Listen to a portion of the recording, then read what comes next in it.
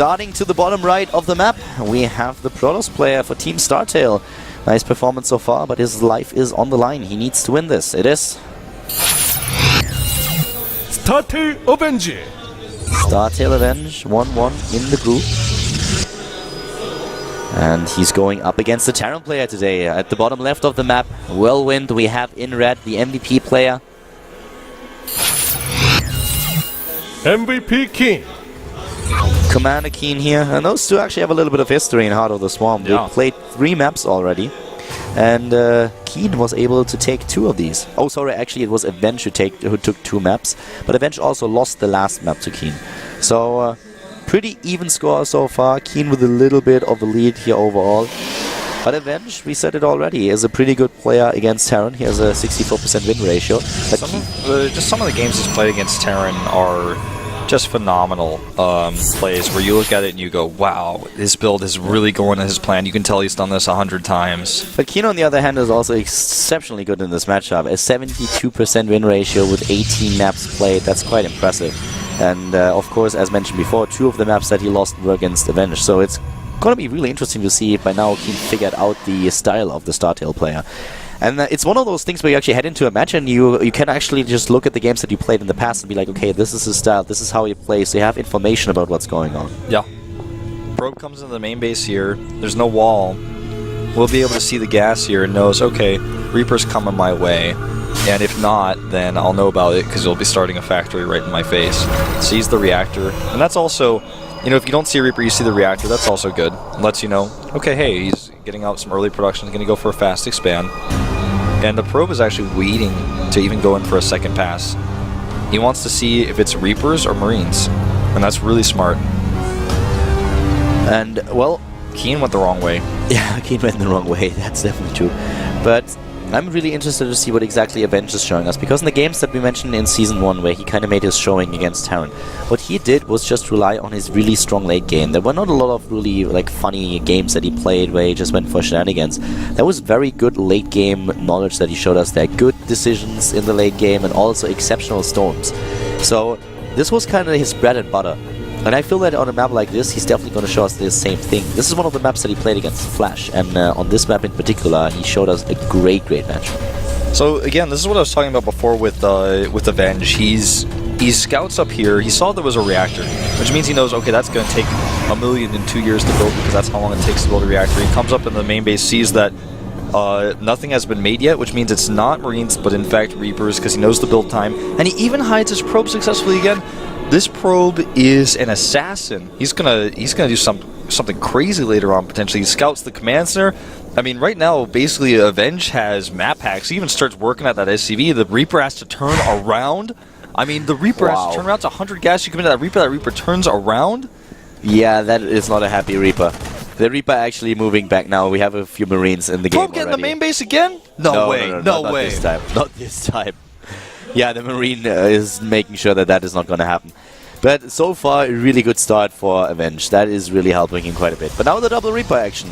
Not committing. Not going to help to shoot your own mothership for, that's for sure. It's confusing your opponent. That's definitely something that you can achieve with that, but usually it is not really something that we would suggest. And the third CC goes up for Keen. Common for this map, especially considering the openings and how much his opponent was able to see. This is the one thing he hasn't seen. It's pretty fast though. Really early in the game. A risky one for sure. The Stalkers mothership must feel really uneasy. Oh, I like this. This is a micro trick, by the way, you can use with Stalkers against Reapers, where if your opponent's not paying attention, instead of having them fire immediately, you walk right next to them and then you start shooting, because that's when Keen gets the alert and it's already too late. Yeah, with the 2 Stalkers, it doesn't even come into play. That's just like, he didn't pay attention to the minimap. Exactly. The second Reaper is still trying to posture around here a little bit. He needs to be careful that he doesn't suffer the same fate. And so far, Avenge shows us it's very standard Protoss versus Terran. Goes for the Robo, then goes for the 2 gates. He's playing as straight up as possible. This is the standard. This is what Rain plays. This is what Parting most of the time plays. Very straight up game here, and this is actually good for Keen, because you play a safe, straight up game, Keen takes a risk and gets away with it. That really helps him out going into the mid game. You need to have some kind of detection out there, so usually we have still straight the robo. There's always the danger of the Terran player going into a Widow Mine drop. We see that a lot, and therefore you need to have something. We even had a couple of players in the past going for a fast forge, and then when they identify what's happening, they just drop cannons. That's something how you can just circumvent getting the robo. Yeah. Look at this double forge opening here. I like it because Keen is playing so greedy right now. He even got an engineering base starts +1 before he adds the barracks and gets a factory. Good scan here. Does not see the forges though. So you may think he's in a different place upgrade-wise than he actually is. Not a lot of units out there for Avenge, that's definitely true. And he even drops now not only the War Prism, but he also goes into the Bay. And with the Bay alone, that is just adding more and more tech on those 3 gates that he has. What Keen is trying to do is hunt down observers, and he is so far doing a good job at that. I really like how Legend highlighted that. You know, that's the kind of thing that you know where you know the timing of the observer. You see it because you're looking for it, and then you get it. Too late, though, to stop the observer from seeing the fast third. And he knows how fast it is because he saw it was already made into an orbital. So now he actually responds by taking his own third nexus. A very clever response here. Both of them not with a lot of units in the early game. Both of them just really trying to crank that tech out. And especially Avenge is doing a really good job at that. Keen at least got a couple of Marines and is trying to play this a bit safe. But Avenge is just getting every advantage in the book because he doesn't build units. He invests all his resources into tech, into upgrades. And if Keen knew that, he would probably start to man up and attack a little bit faster than he currently does. Both these players are playing a game of greed, but because Avenge was able to scout a lot more, he gets to play the greedier game and do exactly what you said. He's got basically no units. He's trying to make a Colossus right now, getting 1-1, a Twilight Council, and a third base. Keen's army is small, but it's not that small. And he saw another observer. He could actually... No, okay, he doesn't scan. Creator would have lost it for sure. Creator would have lost it. Creator would have moved it to the left. But Avenge sees it. And Avenge, I mean, he's the Dagobert Duck of Starcraft too. I mean, this guy is getting, like, so greedy in this game. Look at the tech that he's cranking out. There are, like, no units. Yeah. There's nothing. That's all that he has. That on camera right there, and the first Colossus that just came out. But upgrade after upgrade, range goes into additional attack. At the Twilight Council started, can go into +2/+2. He gets his production up. Blink even. That's how you want to play. I mean, the best thing that you can do in StarCraft is, like, time the units that you build exactly then when you need them. And that is what Avenge is currently doing. If he gets the 2-2 right away, Keen is going to be so far behind. Just look at it with the armor just now coming out because he only has 1 eBay. He's adding the second one and the armory, but there comes +2 and +2 armor. Keen has a strong army moving out here, though. This is a very pivotal point. He needs to use that mothership core. He doesn't build anything. Now he sees it and he starts to warp in a Zealot and he can rely... Okay, there we go. Starts to get his Stalkers out. He definitely needs those. The +2/+2 has been started and range is halfway completed. Blink even on the board. So Keen should not be able to do too much with this. Getting his own third up and also going to the Coast Academy, but the position is just, in terms of tech, so much better for Avenge. Especially because the Ghost Academy is a little bit out of place here when there's no Templar. And also, he's continuing to make Colossi. I don't think he has any Vikings, not a single one. And I worry. I worry for Keen because he saw the third base, but he doesn't know how long it's been there. And if he knew, he definitely would have committed a little bit more, but he's wasted too much time, like I said before, kind of shuffling his feet and letting Avenge sit here, hold this base, get all of his tech and all of the production up. And he's getting even more production. He's going into additional 3 gateways, and Keen, I mean, at this point, he's falling so far behind in upgrades too. That's, of course, the most important part here, but with the 2-2 is already done, he can go into 3-3. He can try to hit a creator timing if he wants to. Yeah. And the observers on the map, they tell him everything that he needs to know. Beautiful nice force fields. fields. Even those medivacs a little bit too slow. Those were instant, perfectly spaced force fields. I don't think Automaton 2000 could have done a better job. And no +2 armor yet for Keen. He hasn't even started it right now. And Avenge is ready. He's looking for blood here. He's got a large enough army. He has Blink as well. He could have chased there. But one thing that Avenge definitely struggled with in the past when we talked about his Protoss versus Terran was that he missed a lot of opportunities when he was far ahead of his opponent because he didn't identify those opportunities and then fell behind later on. So if he sees where he's headed and if he realizes what kind of advantage he has here, he can definitely capitalize on that. But he needs needs to move out and do the damage. Oh, great blink commitment here. He really well done. He knew that he could take that army. Keen has a smaller army, but it's not ready to attack. He could have tried to do a flank there. It was a great blink against the medivac, taking out one of them, fully loaded, and now he's even in supply lead. He warps in a few additional Stalkers against the potential attack of Keen. Might go for the counter-aggression, but here at the front, only 4 Vikings. We have 3 Colossi already. Here come those scans, the Warp Prism with the army. Keen's the third base completely exposed. Exposed, but he does have the overcharge. He's going to need more than that, though. Friends a few Stalkers over those Stalkers you were talking about before, and with these Stalkers, he will be able to save it. Nice. He could have actually just tried to take down one of those medivacs as well. You're right. 3 more Vikings at a time coming out for Keen. He's desperately trying to hold. He wants to buy enough time here. He knows a lot of Avenge's army is out of position.